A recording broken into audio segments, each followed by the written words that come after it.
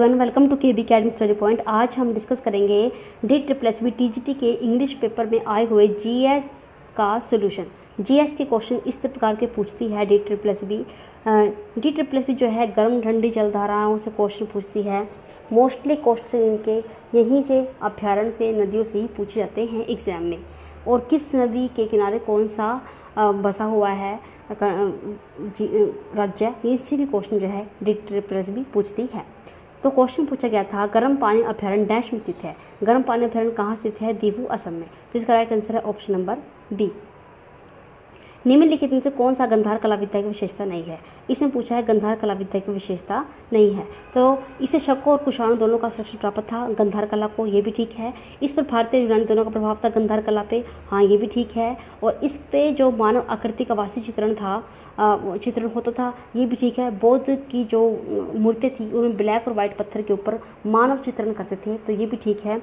और इसकी व्युत्पत्ति किससे हुई है? महायान से हुई है, ना कि हीनयान से। तो इसका राइट आंसर बनता है ऑप्शन नंबर डी। इसकी व्युत्पत्ति हीनयान से नहीं है, महायान से हुई है। और इसने क्या पूछा था कि इसकी विशेषता नहीं है, तो ये इसकी विशेषता नहीं है। डैश सबसे लोकप्रिय सूफी संत है? इसका राइट आंसर है गजाली। गुवाहाटी उच्च न्यायालय डैश का न्यायिक महकमा है? इसका राइट आंसर है त्रिपुरा का भी है, अरुणाचल का भी है, असम का है। तो इसका राइट आंसर है ऑप्शन नंबर डी, उपरोक्त सभी। एक क्वेश्चन पूछा गया था ये वाला, इनमें से कौन सा शीतलक समुद्र प्रवाही है? गर्म ठंडी जलधाराओं से क्वेश्चन रिपीटेड पूछती है एग्जाम में DSSB। तो हमें अच्छे से इसको भी टॉपिक को कवर करना है, गर्म ठंडी जलधाराओं को। ठंडी जलधारा से हम पूछे कि इनमें से ठंडी जलधारा कौन सी है? गल्फ स्ट्रीम, ये भी गर्म है। लेब्राडोर, ये भी गर्म है। ठंडी पूछी है, तो ठंडी कौन सी है? ऑप्शन नंबर सी, कुरोशियो, ये कौन सी है? ठंडी है। तो इसका राइट आंसर है ऑप्शन नंबर सी। इनमें से किसी सिनेमा के क्षेत्र में उनके योगदान के लिए आजीवन उपलब्धि पुरस्कार से सम्मानित किया गया था? ये किया गया है अशोक कुमार को। इसका राइट आंसर है ऑप्शन नंबर ए। इनमें से कौन सा भारत का सर्वोच्च वीरता पुरस्कार है? भारत का सर्वोच्च वीरता पुरस्कार है ऑप्शन नंबर बी, परमवीर चक्र।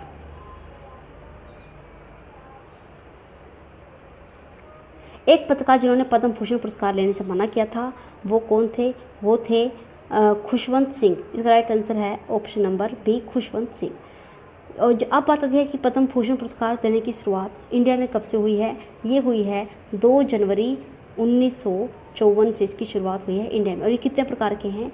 ये 3 प्रकार के होते हैं। पहला आता है पद्म विभूषण, और फिर आता है पद्म भूषण, और फिर आता है पद्म श्री। ये 3 प्रकार के अवार्ड आते हैं। और जो ये इस बारी अवार्ड दिए गए हैं 2020 में, ये दिए गए हैं पद्म विभूषण 7 हस्तियों को दिए गए हैं, पद्म भूषण 10 को, और पद्म श्री 102 को दिए गए हैं। जो 7 में से 2 को दिए गए हैं विदेशियों को।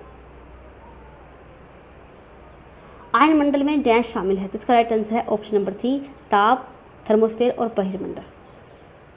कागज के उत्पादन में अग्रणी राज्य कौन सा है? जिसका राइट आंसर है option number B, Bengal. Bengal जो है कागज के उत्पादन में सबसे पहले नंबर पर आता है।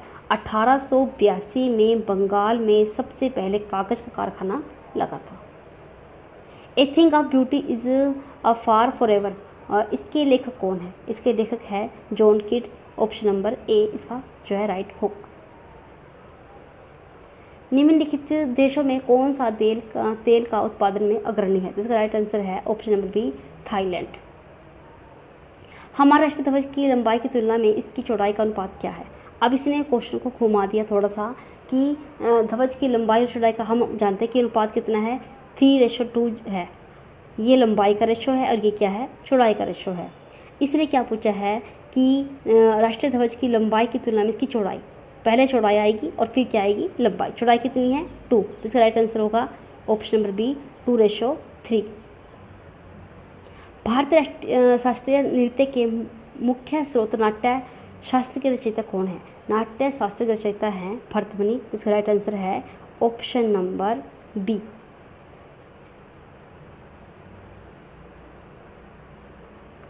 मोहम्मद गवान डैश के प्रधानमंत्री थे? ये प्रधानमंत्री थे कहाँ के? ऑप्शन नंबर सी इसका ठीक होगा, बहमनी के।